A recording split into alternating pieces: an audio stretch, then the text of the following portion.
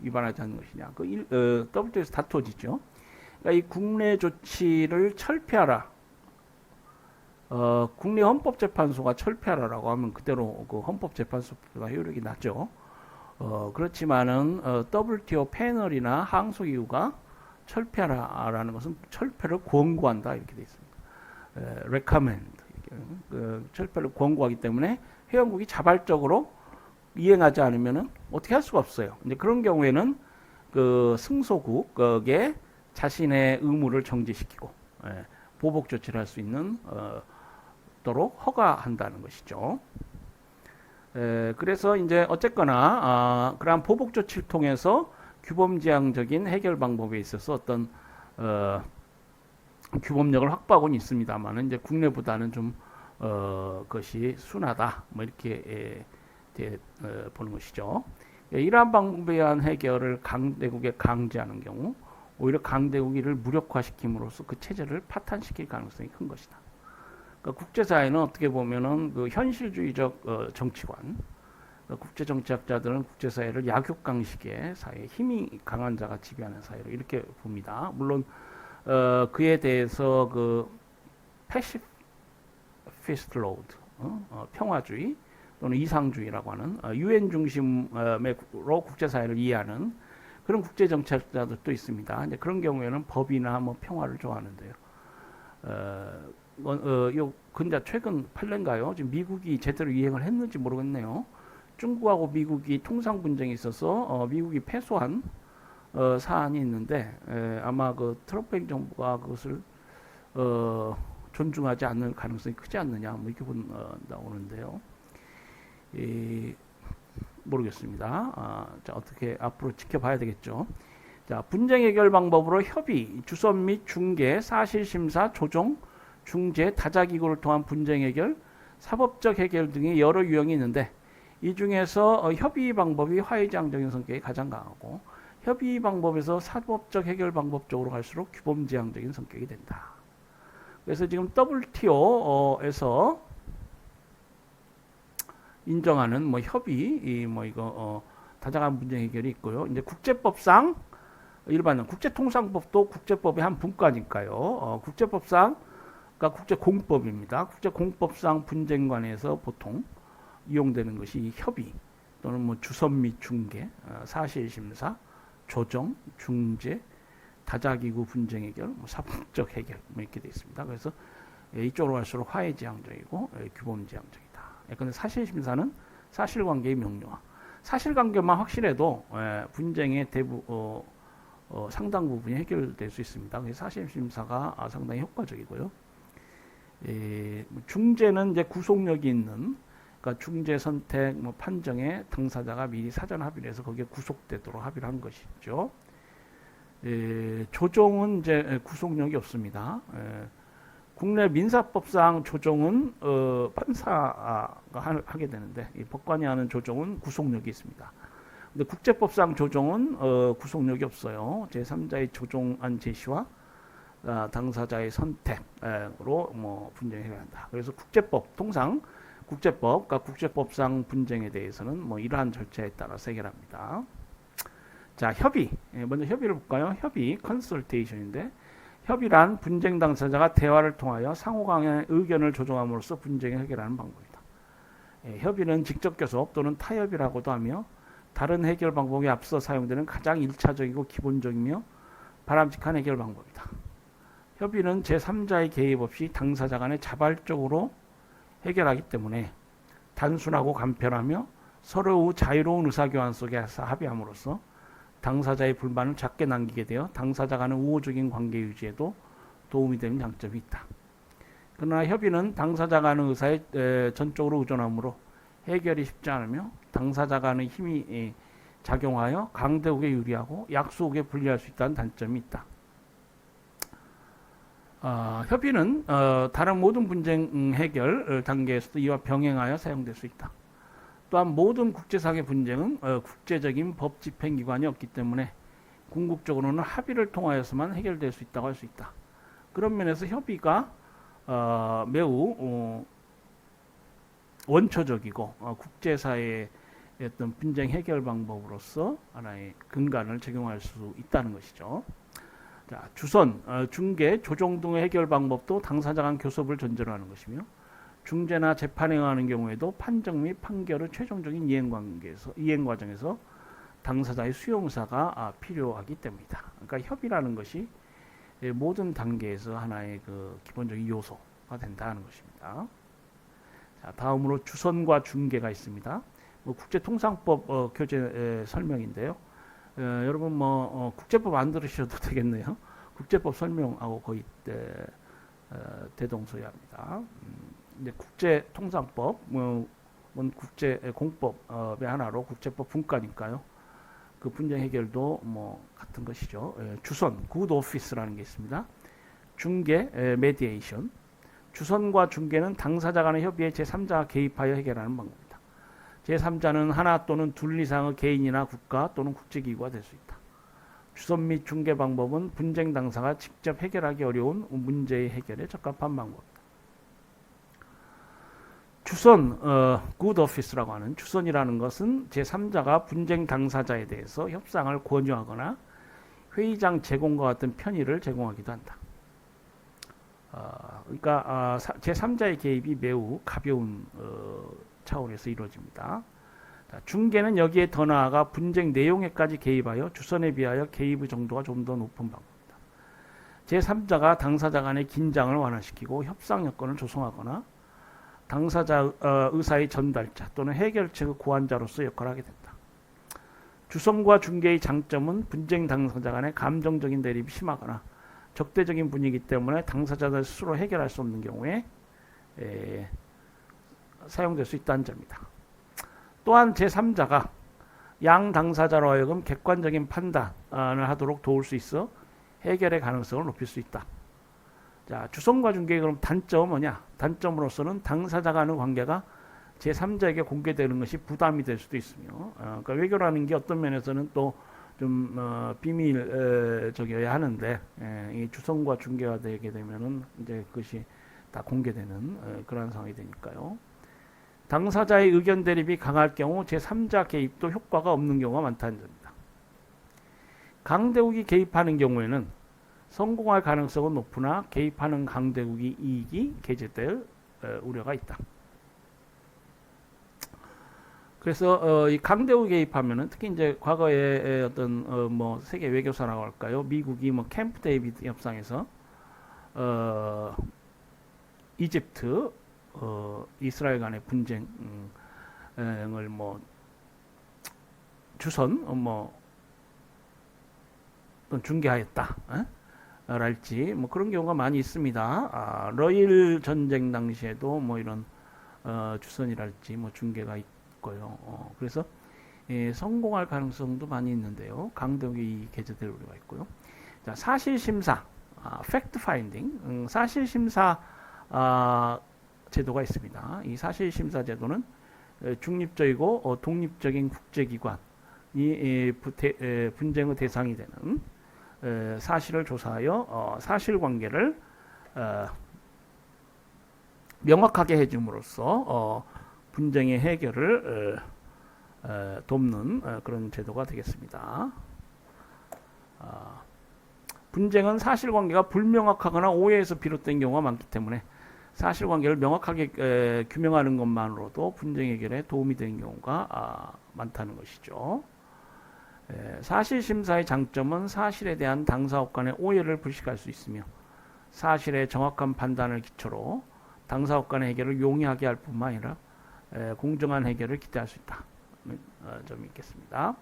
또한 사실조사를 하는 당사자 간의 긴장을 완화시키는 역할도 할 수 있고요.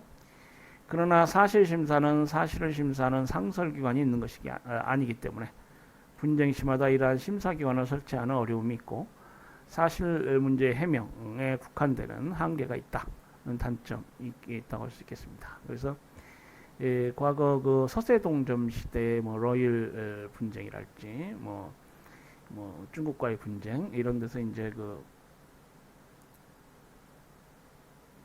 여러 제국주의적 어떤 다툼이 있을 때마다 사실심사, 또 주선, 중개 이런 것들이 이용돼 왔죠.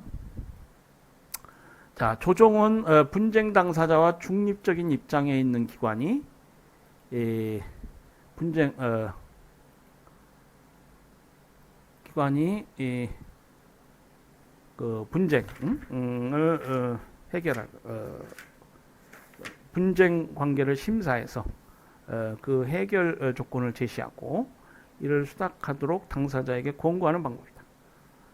우리 제가 지금 캡처를 해놨나요? 네.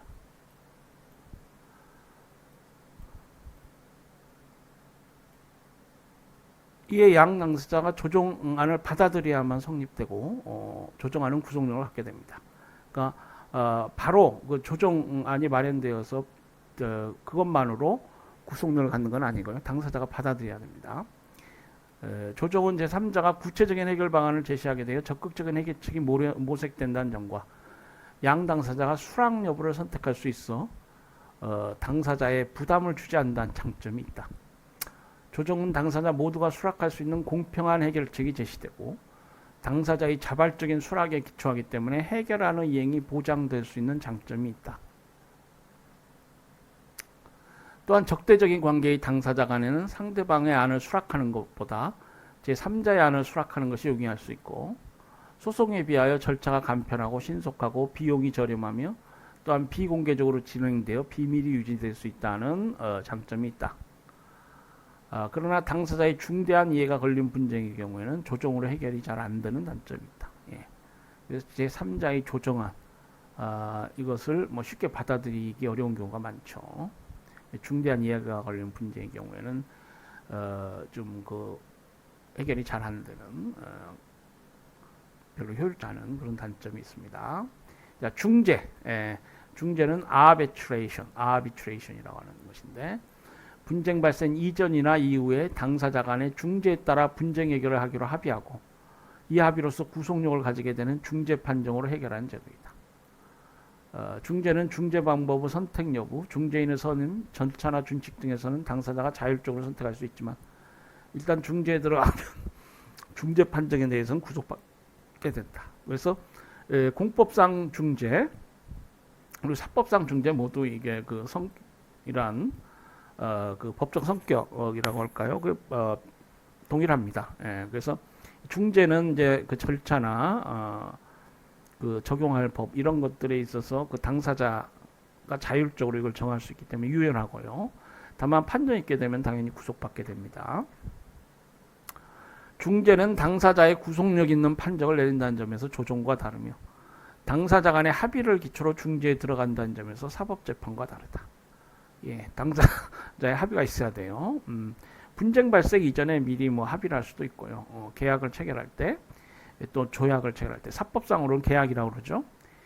보면은 끝 말미에 중재 조항, 뭐 보일러플레이트라고도 불리우는 뭐 여러 조항들이 있는데 그 중에 하나가 이제 중재 조항이 삽입될 수가 있습니다. 그리고 뭐 공법도 마찬가지예요.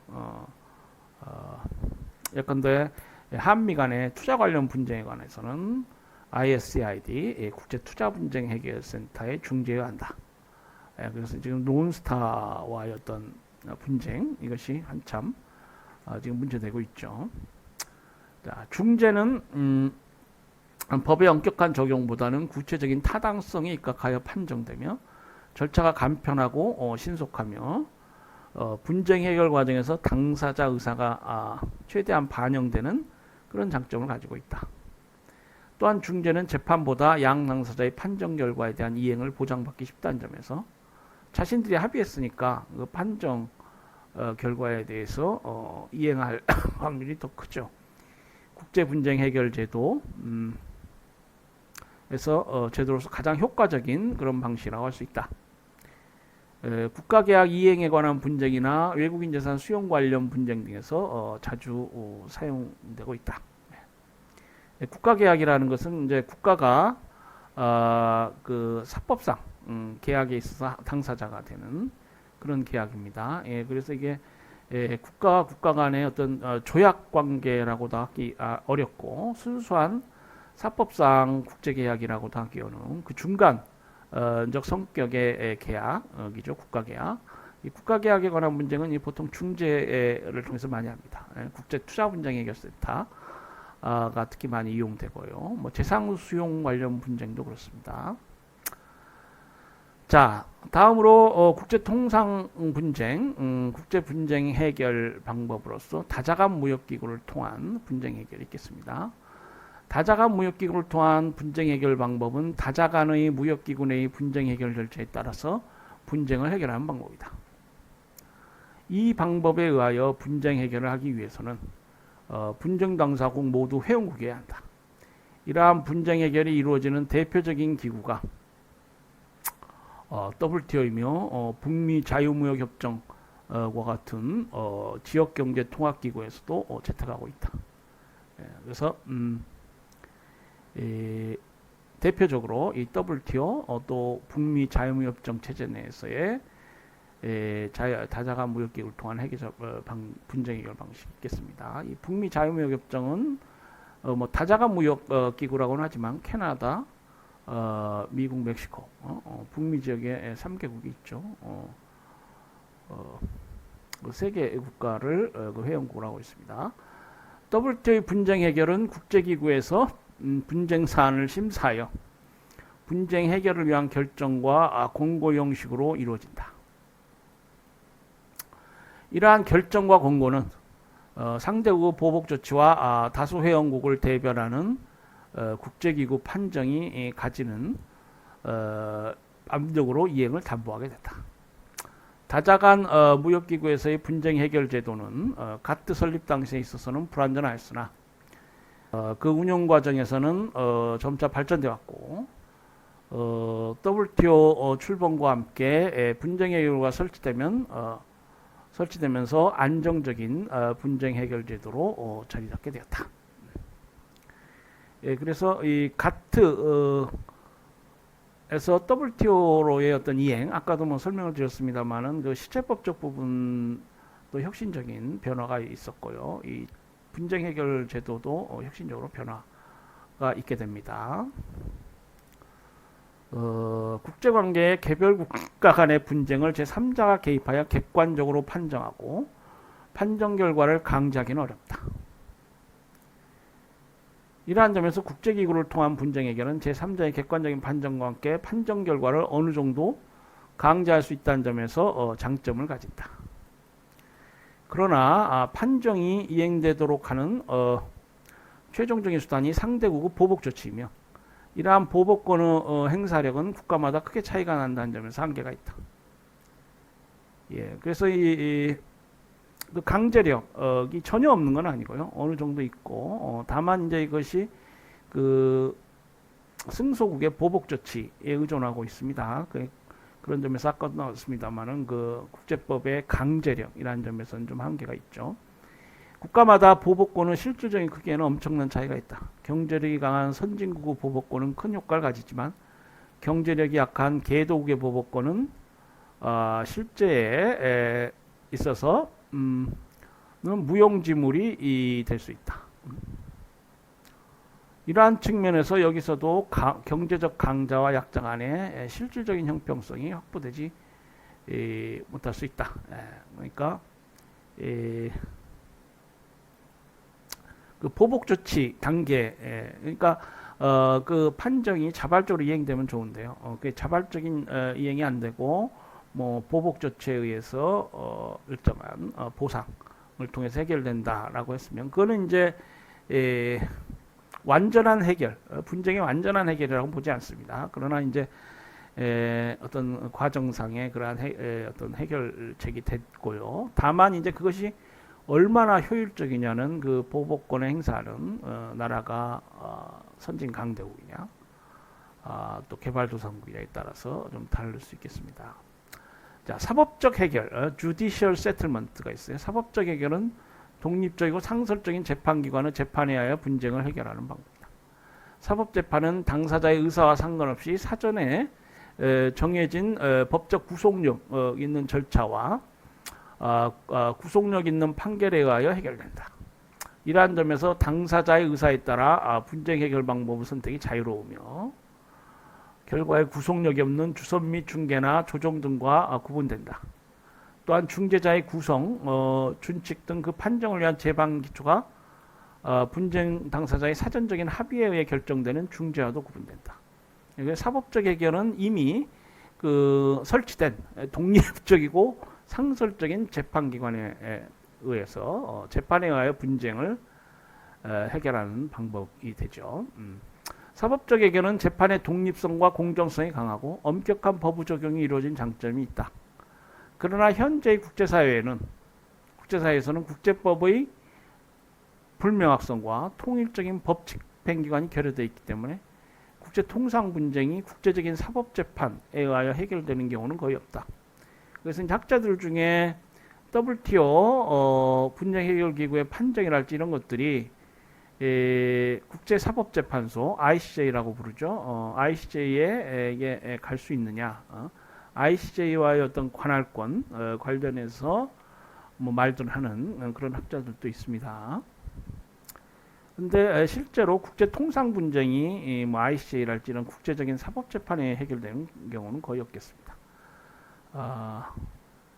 결국 이런 여러 분쟁 해결 방법 그리고 이 사법적 해결 관련해서도 이게 통일적이지 않은 이런 것들은 그 국제사회가 기본적으로 분권적인 사회이기 때문에 중앙집권적 어떤 정부가 없기 때문에 그렇다 볼 수 있겠습니다.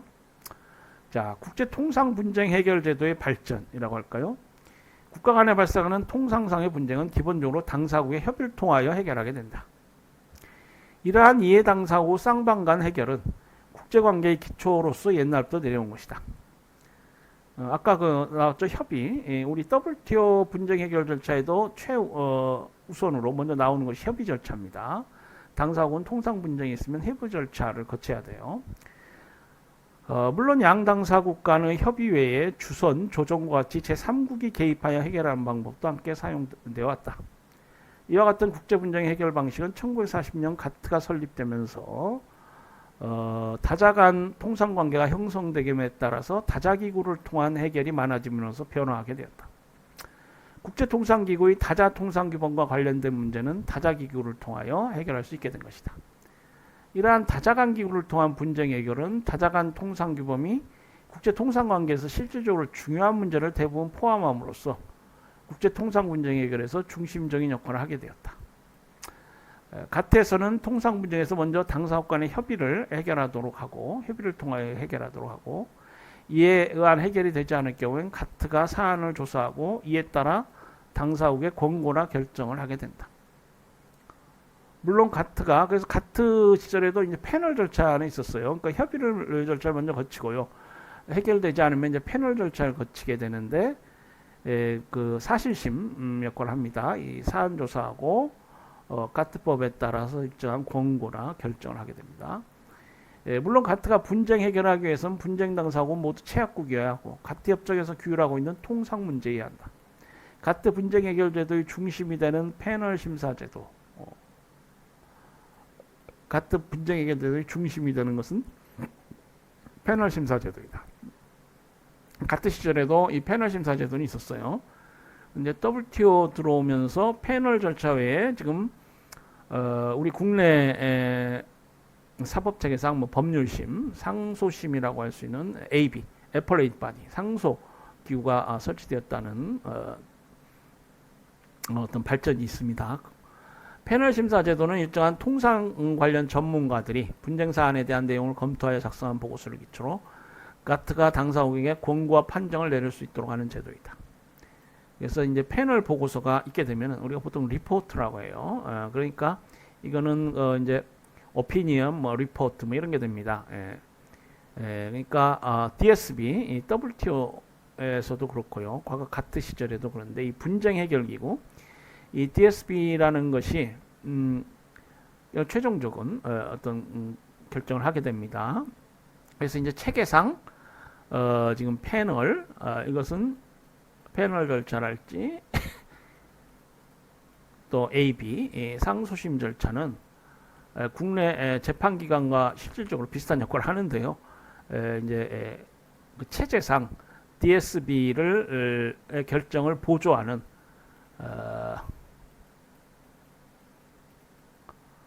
전문기구로 이렇게 돼 있습니다. 전문가들이 모인 전문기구. 그러니까 AB 패널은 뭐 보통 리포트 보고서라고 하고 오피니언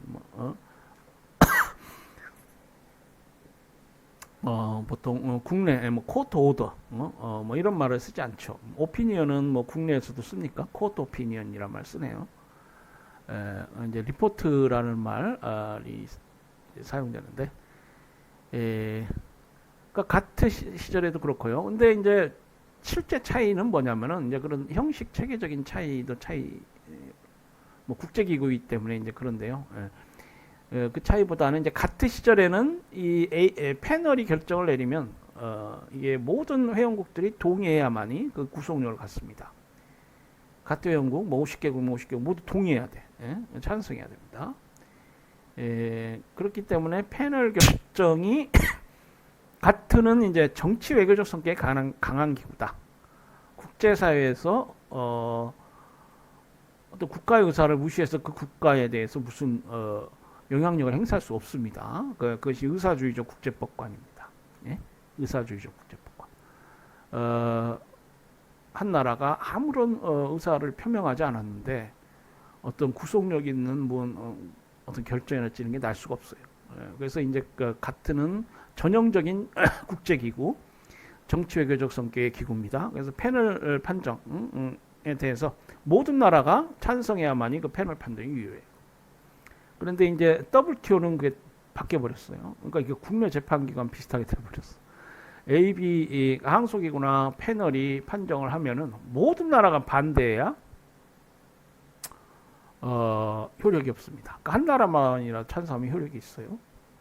뭐 승소국이 찬성하지 않을 일은 없기 때문에, 그러니까 판정이 나면 자동적으로 거의 DSB는 이제 이걸 채택하는 그런 절차가 됩니다. 물론 국내의 경우에는 아예 그런 채택 절차라는 게 없죠. 판결이 나면은 그대로 그게 확정 판결이면은 뭐 효력이 있는 것이죠. 당사자가 동의하든 동의하지 않든. 그러나 영만장일치제는 거의 국내 실질적으로는 국내 재판기관 비슷하게 돼버린 것입니다. 예? 자, 이러한 가트 분쟁 해결 제도는 수십 년간의 운영 과정에서 점차 발전되었고 WTO가 설립되면서 WTO 분쟁 해결 제도로 더욱 정교하게 발전되었다. WTO 분쟁 해결 제도는 협의 절차, 패널 심사 절차, 상소 절차 등의 절차를 거치게 되는데 가트에서와 마찬가지로 그 중심이 되는 것은 패널 심사 제도이다. 패널은 분쟁 당사자와 아이고 죄송합니다. 협의하여 상호 만족할 수 있는 해결책을 찾도록 하는 점. 패널 보고서의 기술적인 부분의 초안을 분쟁 당사자에게 전달하도록 하는 점. 분쟁 당사자가 요청하는 경우 중간 보고서의 특정 부분에 대한 재검토를 거치도록 하는 점 등에서 조정과 같은 성격을 가지고 있고 그 절차를 잘 보면은 이렇게 그때그때 분쟁 당사자하고 이렇게 같이 맞춥니다. 조정과 같은 성격이 있어요. 패널 판정의 법적 구속력을 인정한 점, 패널 판정의 항소를 허용하는 점 등에서는 사법재판과 같은 성격을 가지고 있다. WTO 협정에서는 서비스 무역이나 무역 관련 지적재산권을 비롯하여 가트에서보다 훨씬 많은 규범들을 포함함으로써 다자간 무역기구가 관할하는 국제통상관계 영역이 크게 확대되었다. 실체법적 부분들 훨씬 많은 규범이 지금 들어와 있죠. 앞으로도 새로운 규범의 제정으로 뒤에 이제 신통상의제도 나오는데요. 뭐 환경 문제랄지 이런 것들이 무역 관련해서 지적재산권도 무역 관련이 있는 부분 들어왔잖아요. 뭐 환경 문제, 노동 문제 이런 것들이 무역과 관련이 있으면은 그와 관련된 법이 만들어지지 않을까 예상할 수 있습니다. 국제통상규범이 확대되고 회원국이 많아질수록 WTO를 중심으로 하는 다자간 분쟁 해결 체제가 점점 강화되어 갈 것으로 예상된다. 네, 여기까지 1회시, 2회시 11주차, 1회차, 2회차 부분을 마치도록 하겠습니다. 자, 3회차에는 이제 WTO 분쟁 해결 제도 제2절로 넘어가서 설명을 드리도록 하겠습니다. 예, 강의 들으시느라고 수고하셨습니다. 감사합니다.